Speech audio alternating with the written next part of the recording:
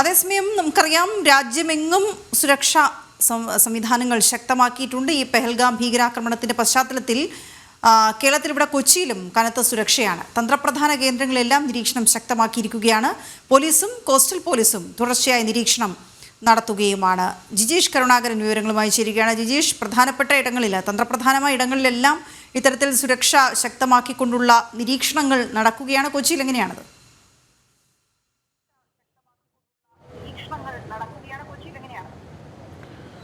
വീണ, വലിയ ഒരു സുരക്ഷ തന്നെയാണ് പോലീസും കോസ്റ്റൽ പോലീസും എല്ലാം കൊച്ചിയിൽ ഏർപ്പെടുത്തിയിരിക്കുന്നത്. ഒരു ജാഗ്രതാ നിർദ്ദേശം തന്നെ കൊച്ചിക്ക് ലഭിക്കുകയും ചെയ്തിരിക്കുന്നു. പ്രത്യേകിച്ച് തന്ത്രപ്രധാനമായ കേന്ദ്രങ്ങൾ നിരവധിയുണ്ട്.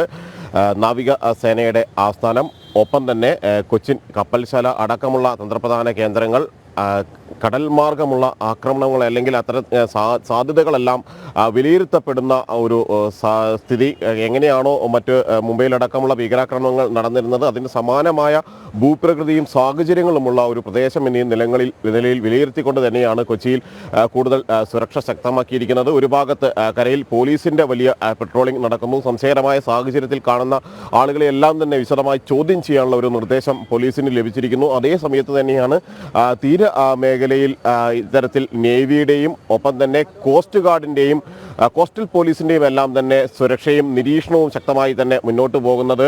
മറ്റ് ബോട്ടുകളിലടക്കമുള്ള പരിശോധനകൾ കൃത്യമായി ശക്തമായി തന്നെയാണ് മുന്നോട്ട് പോകുന്നത്. അതേ ഘട്ടത്തിൽ തന്നെ ബോട്ടുകളുടെ ലൈസൻസ് പരിശോധന അടക്കമുള്ള കാര്യങ്ങളും സംശയകരമായ സാഹചര്യത്തിലാണ് കാണപ്പെടുന്നതെങ്കിൽ കസ്റ്റഡിയിലെടുത്ത് തന്നെ ചോദ്യം ചെയ്യാനുള്ള ഒരു നിർദ്ദേശവും എല്ലാം തന്നെ ലഭിച്ചിരിക്കുന്നു. അങ്ങനെ കനത്ത സുരക്ഷ തന്നെയാണ് കൊച്ചിയിലുള്ളത്. മാത്രമല്ല, ബോംബ് സ്ക്വാഡും ഡോഗ് സ്ക്വാഡും എല്ലാം തന്നെ വിവിധ ഭാഗങ്ങളിൽ കൂടുതൽ ആളുകൾ എത്തിച്ചേരുന്ന പ്രദേശങ്ങളിലെല്ലാം തന്നെ പരിശോധനകൾ നടത്തുന്നുണ്ട്.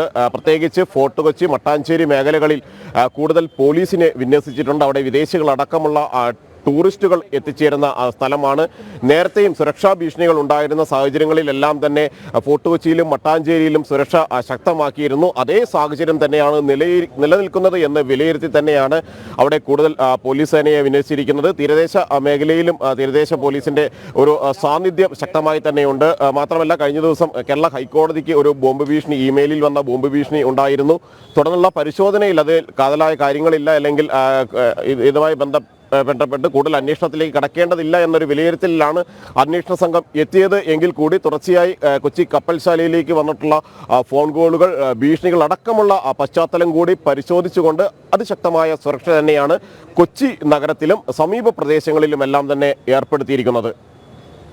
ഓക്കെ, ശരി ജിജീഷ്. ചില കമൻറ്റുകളിലേക്ക് പോയാൽ വിജിൻ മേനോൻ പറയുന്നു, രാമനാമം ജപിക്കുകയല്ല വേണ്ടു, രാമബാണം കൊടുക്കുകയാണ് വേണ്ടത് എന്നൊക്കെ. അത് അവരുടെയൊക്കെ ഒരു വികാരം അതിൽ വരുന്നത് എന്താണ് എന്ന് നമുക്ക് വ്യക്തമാണ്.